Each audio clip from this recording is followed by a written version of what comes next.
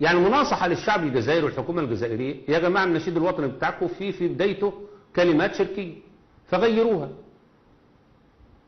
بما يتوافق مع كتاب الله وسنة الرسول. مش كل واحد يعمل النشيد الوطني أو يذكر النشيد الوطني بتاع الجزائر يتحمل وزر. هذا النشيد الوطني بتاع الجزائر أهو، قل قسما بالنازلات الماحقات. قسما بالنازلات الماحقات ده شرك، ده شرك يمكن تصليحه أو تظبيطه من خلال كلمة واثنين. قسما بالذي جعل النازلات الماحقات كده سليم، كل النشيد يبقى سليم. الذي جعل بس.